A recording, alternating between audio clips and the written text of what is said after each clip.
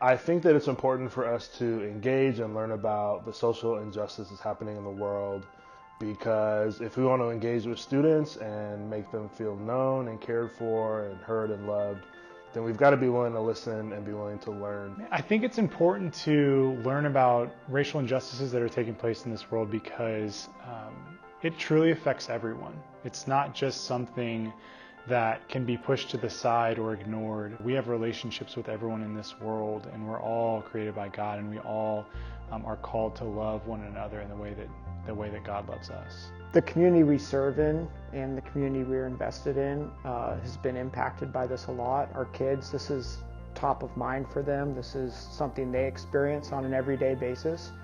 And it's really important for leaders of any background, but especially ones that don't come from this area, to be an advocate for them and to understand their thought process. I just want to be able to be an ally to my students, make sure that my actions aren't making their lives any harder or hurting them undeliberately.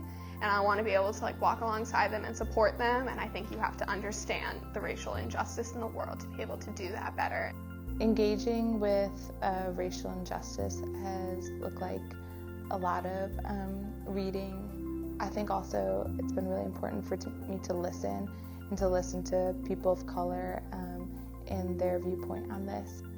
I grew up in a really small town where everyone kind of looked the same, so a lot of it for me was just being intentional and coming to the Zoom meetings when we were doing our book clubs and just listening. This summer, all of the Young Life leaders in West Seattle and some of the people from committee committed to reading a book together called Be the Bridge by Latasha Morrison. It's a book about racial reconciliation and social justice.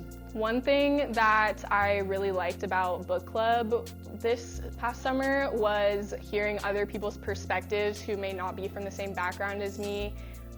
And also just realizing some things that I was not aware of before, the deep history that goes into the racial issues we have today. We've also had students very lovingly point out things that Young Life is failing in or not doing a great job in terms of serving students of color and loving students of color, which has been really, really helpful. We don't ever want any student to feel unwelcomed or hurt by Young Life.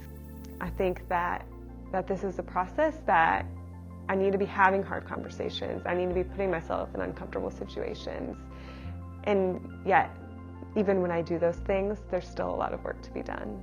I think I'm learning to really, really listen to people's experiences in a new way, and to sit in hard conversation and not try to have answers and not try to fix and not try to tell kids it's going to be okay when I can't promise that it will be.